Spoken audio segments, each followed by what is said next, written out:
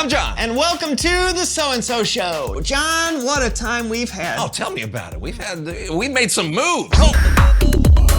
That we have. It makes me want to go on another trip. Oh, I don't know. I'm kind of tired. Yeah, I guess we have done a lot this week. This week, I'm talking about this entire past year. I really don't think there's anywhere else we can go. The world's a pretty big place, John. Is it, Brandon? I always thought it was a small world after all. Sure. In some ways, but think of all the places you could go. Oh, you name it, I've been there. I mean, I know you've done some traveling, but... Name something. Okay, the Rocky Mountains. Been there. Ho-hum. Next. The pyramids. Yep, they're very pointy. Next. Okay, the Great Barrier Reef. I'd call it good. Not great, but yeah, I've been there. John, when did you go to these places? Okay, fine. Do you really want me to show you? Here, it is slideshow time. No, really, what? Yeah. Slideshow time. Yep, I'm just gonna hook up this slideshow. Who doesn't love a good slideshow? I know. No, I love experiencing other people's adventures and while sitting in a chair. Yeah. Yeah, here we go. Okay, so, here we go. Fun. I can't believe you never showed me these before. Yes, and picture one.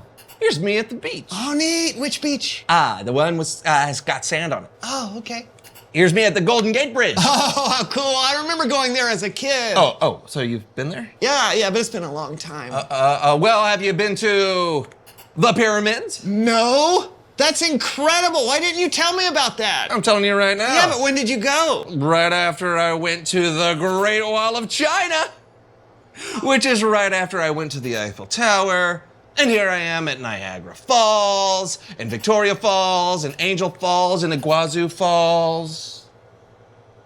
John. Oh, here's me on the Tower of Pisa. Oh, here's me on the Leaning Tower of Pisa. Here's me feeding the Loch Ness Monster. Boom. Here's me escaping a shark at the Good Barrier Reef. Here's me escaping a lion on the Serengeti. Here's me in space. Here's me on the moon. Here's me on Mars. Okay, that's enough. Lights. What? John, you haven't been to these places. What do you mean? Oh, here. Look at this. What? It's the same picture. Maybe I have a remarkably consistent waterfall pose. Yeah, or maybe. Okay. So maybe I didn't go on all these great adventures. Why would you make that up? Well, I don't know. We've been talking about all these incredible moves. And, we can make, and I haven't really moved much. I mean, here, look. Here's me in my kitchen. Here's me going to the bathroom. Here's me on my front porch. Here's me going to the bathroom. Here's me in my backyard. And here's me going to the bathroom. See? Okay, fine. So you didn't go on any epic adventures or to the moon or whatever. That's totally okay. You can make the kind of moves that we've been talking about without even leaving your neighborhood. Yeah, I guess you're right. Yeah, of course I'm right. Why all the trips to the bathroom? I eat a lot of fiber. It's Bible story time!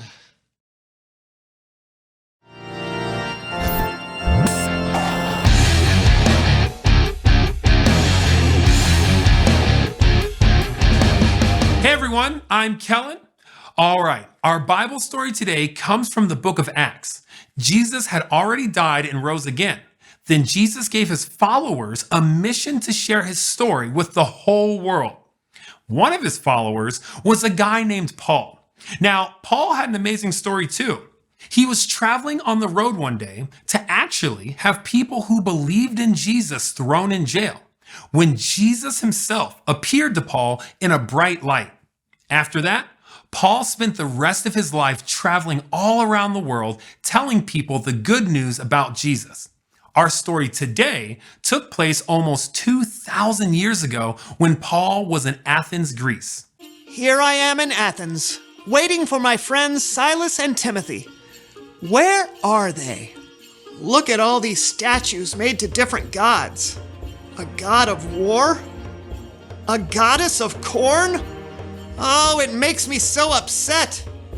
And here, an altar to an unknown god? I must go to the market. Paul went to the market to tell the good news about Jesus.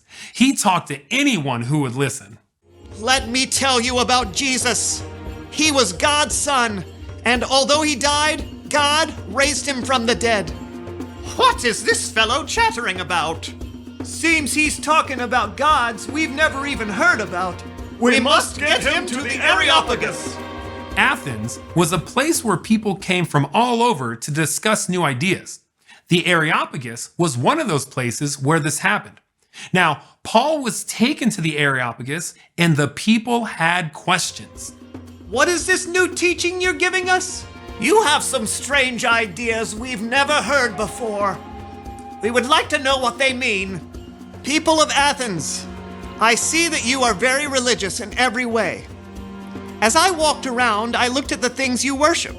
I found an altar to an unknown god. So you don't know what you're worshiping? Now I'm going to tell you about this unknown god. We're listening. In Athens, there were statues to all different kinds of gods. Paul could have just been angry about this, but instead, he found an opportunity to tell the Athenians the story of the creator of the universe, the one true God. He is the God who made the world and everything in it. He doesn't live in temples made by human hands. He's not served by human hands.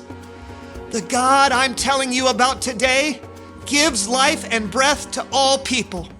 Paul told them that God made people all over the world, and he decided where they would live. Then Paul said, God did this so that people would seek him, and perhaps they would reach out for him and find him. They would find him even though he is not far from any of us. In him we live and move and exist. As some of your own poets have also said, we are his children. Yes, we are God's children. Many people thought of God as someone that was distant, separate, someone that was different and to be feared. But Paul was telling them about the God that we know, a God who loves us so much that we're treated and cared for like we are God's children. So we shouldn't think that God is made out of silver or gold or stone. He isn't a statue made by clever people.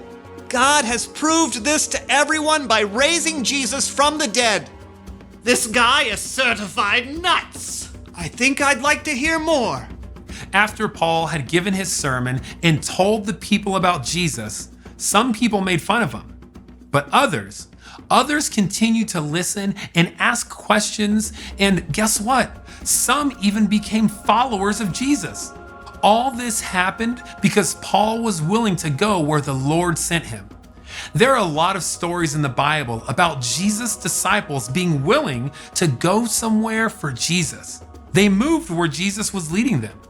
Sometimes that was around the world, and sometimes it was right there in their own town or cities. Sometimes they were asked to move into uncomfortable or difficult situations, but they were never alone. And here's the incredible part.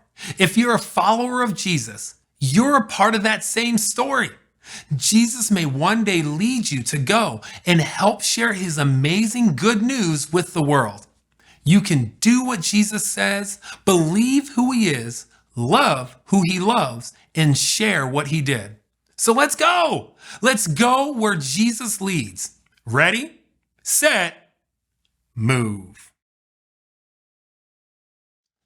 Man, Paul had to have like a lot of courage to speak like that in front of strangers. Yeah, it seems he had a gift for that. Well, and all the disciples. They didn't just keep God's love to themselves. They moved. Yeah, they did. Which brings me to our favorite question. What's your move? Go where Jesus leads. Now, that doesn't necessarily mean you have to go all over the world like Paul did. No, you can. Oh, for sure. But Jesus can also lead you to help a neighbor or even someone in your own family. Yeah, maybe Jesus is leading you to show love to your sister or brother at home. Yeah, maybe Jesus is leading you to show love to the kid that's getting picked on at school.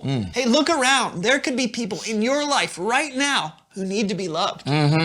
And I've learned that it's not enough to just talk about going places. At some point, when you follow someone, you've actually got to go. You got to make a move. Yeah, your move could be different than someone else. Your move might be to believe. Yeah, or it might be to love someone. Or to share the good news. For us, I think we should go somewhere. What? Yeah. Really? You don't just want to talk about places and then take pictures on green screen? No, Brandon, enough talk. I'm ready to go. Out there, in the world, no more waiting. Are you with me? I'm with you! We're going, Brandon. Here, there, we're going everywhere. We'll go until we can't go no more. Are you ready? Yes! Set! Set! Thanks for watching the So-and-So Show. Let's move! Move! Ah!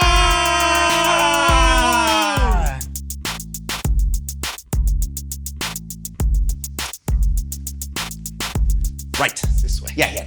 Now we've got it. Bye, everyone. Move! Okay. Oh, sorry. Yeah. I see it.